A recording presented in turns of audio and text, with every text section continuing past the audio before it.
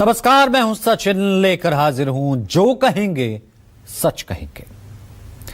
UGC के वो नियम जिसको लेकर देश भर के सवर्ण बेहद नाराज हैं, उस पर आज सुप्रीम कोर्ट ने रोक लगा दी है।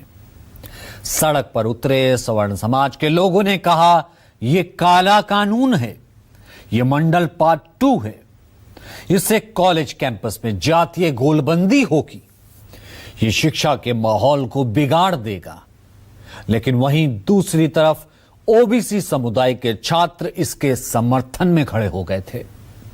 मामला सुप्रीम कोर्ट तक पहुंच गया और सुप्रीम कोर्ट ने कहा कि पहली नजर में इस नियम में गड़बड़ी दिख रही है, इसलिए तत्काल इसे लागू करने पर रोक लगाई जाती है।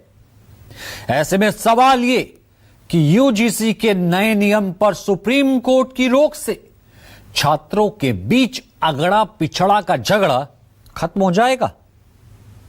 राजनीतिक पार्टियां यूजीसी के नए नियम पर चुप क्यों हैं? फैसले में सुप्रीम कोर्ट को क्यों अमेरिका के काले गोरे वाले भेदभाव का उदाहरण देना पड़ा? वहीं टॉप स्टोरी 2, हमारी दूसरी स्टोरी देश की आर्थिक रिपोर्ट कार्ड से जुड़ी है। संसद में पेश आर्थिक सर्वे में रोजगार को लेकर क्या दावा किया गया है और आने वाले दिनों में देश की अर्थव्यवस्था, इकोनॉमी किस रफ्तार से आगे बढ़ने वाली है।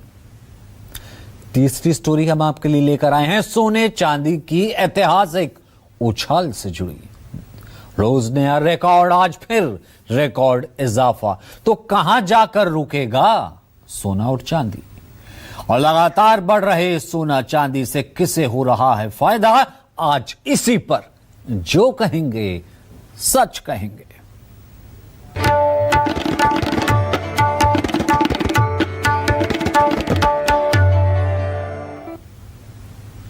तो शुरुआत यूजीसी के नए नियम पर सुप्रीम रोक से करते हैं।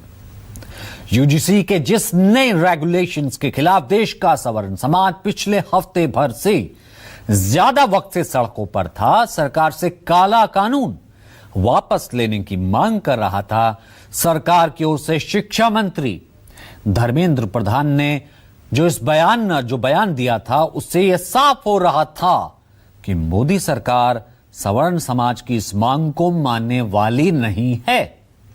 यानी सरकार यूजीसी के नए रेगुलेशंस को वापस लेने के मूड में नहीं दिख रही थी। मगर सुप्रीम कोर्ट ने आज इस पर पहले और अहम फैसला अपना सुना दिया।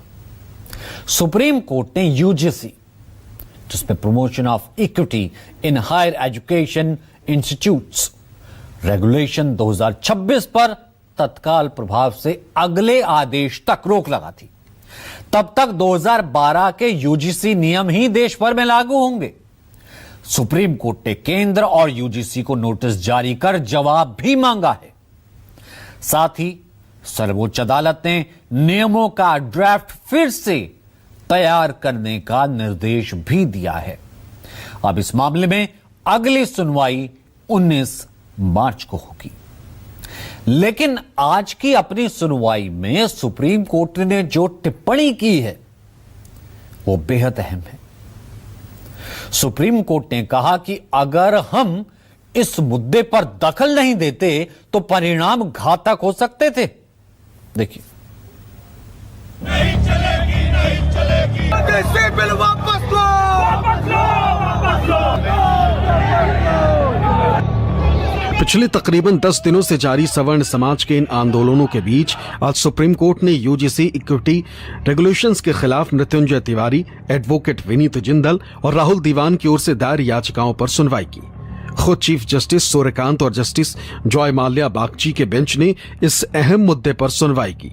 याचिकाओं के जरिए सरकार के इस नए नियमों को लेकर आरोप लगाया गया कि ये रेगुलेशंस सामान्य वर्ग के खिलाफ भेदभाव को बढ़ावा देते।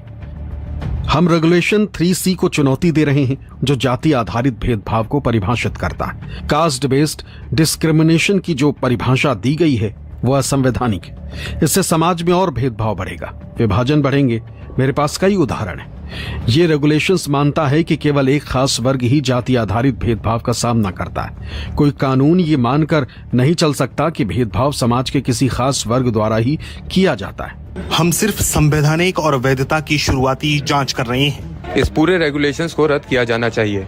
हम बेहतर ड्राफ्ट सुझा सकते हैं। भारत की एकता शिक्षण संस्थानों में दिखनी चाहिए। पहली नजर में नियमों की भाषा में पूरी तरह अस्पष्टता है, जिसका गलत इस्तेमाल हो सकता है। हमने जो जाति विहीन समाज की दिशा में प्रगति की है, क्या हम अब फिर से पीछे जा रहे हैं? हम यूनिवर्सिटीज में एक आजाद और बराबरी का माहौल बनाना चाहते हैं। हमें कोई वजह नहीं दिखती जब 3E जैसा था वैसा ही है तो 3C कैसे प्रासंगिक हो जाता है। मिस्टर SG, हम आपका जवाब जानना चाहते हैं। आज हम कोई ऑर्डर पास नहीं करना चाहते। सरकार एक उच्च स्तरीय कमेटी का गठन करे जो इस पर विचार करे कि कैसे सबका साथ सबका विकास हो सके, कोई भेदभाव ना हो। कमेटी में कानूनविद हों, सामाजिक मूल्यों और समाज की समस्याओं को समझने वाले हों। हम जवाब देंगे। ये एक संवैधानिक मामला है। 4-5 सवाल हैं। इसके बहुत बड़े नतीजे होंगे, बहुत खतरनाक असर होगा। समाज में विभाजन के संकेत बढ़ रहे हैं। नए नियम लोगों के भविष्य के लिए खतरा हैं। राजनीतिक मुद्दे ना बनाएं, हम चेतावनी दे रहे हैं। इसमें हमने सेक्शन 3(1)(c), सेक्शन 8 अलग अलग प्रावधानों को चुनौती दी थी, ये कहते हुए कि ये सोसाइटी में फर्दर डिवीजन क्रिएट करेगा। आर्टिकल 14 का वायलेशन है। कोर्ट ने आज केंद्र सरकार को और सारे पक्षकारों को सुनने के बाद जो यूजीसी के नए नियम आए उस पर पूर्णतः रोक लगाई है। सबसे महत्वपूर्ण बात यह है कि section 3E discrimination already defined है, जो हर तरह के डिस्क्रिमिनेशन की बात करता है, तो इसलिए 3C का कोई मतलब नहीं था और यही हमारा मेन आर्गुमेंट का फोकस था। और आज माननीय सुप्रीम कोर्ट ने इसीलिए इस मैटर पे, इस पूरे रेगुलेशन पे रोक लगाई है। इस दौरान सुप्रीम कोर्ट ने सरकार से कई गंभीर सवाल भी पूछे। कोर्ट ने कहा कि जब भेदभाव की परिभाषा पहले से सभी तरह के भेदभाव को कवर करती है तो जाति आधारित भेदभाव को अलग से परिभाषित करने की जरूरत क्यों पड़ी। कोर्ट ने यह भी सवाल उठाया कि रेगुलेशंस में रैगिंग को क्यों शामिल नहीं किया गया, जबकि ये कैंपस में एक बड़ी समस्या है। सीजीआई ने अलग अलग जातियों के लिए अलग हॉस्टल बनाने के प्रस्ताव पर भी कड़ी आपत्ति जताई।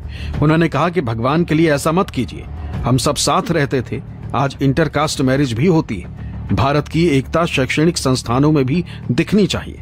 इस दौरान जस्टिस बागची ने अमेरिका के काले गोरे का भी उदाहरण दिया।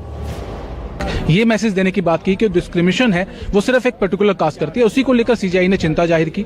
हमारे देश का संविधान ये कहता है कि सबको एकजुट रहना चाहिए, लेकिन ये रूल रेगुलेशंस जो हैं वो कहीं ना कहीं जातियों के आधार पर बांटने की बात कर रहे थे। इसी बात को सीजीआई ने माना। सुप्रीम कोर्ट जस्टिस बागची ने एक उदाहरण दिया, यूएस में जो जैसे चलता है कि ब्लैक और व्हाइट के स्कूल्स कई बार अलग होते हैं, तो यहाँ पे भी उन्होंने ये कहा कि अगर इस तरीके की चीजें, जिस तरीके के रूल रेगुलेशन यहाँ दिखाए गए हैं, नए रूल रेगुलेशन अगर बनेंगे तो कहीं ना कहीं वो जो प्रथा है वो हमारे देश में ना आए। और हमारे देश का संविधान इस चीज की कतई भी आजादी नहीं देता और इस चीज को लेकर उन्होंने कहा कि बहुत चिंता का विषय है और इसको देखने की जरूरत है। तभी ये जो रेगुलेशन जो है वो आज स्टे किए गए हैं।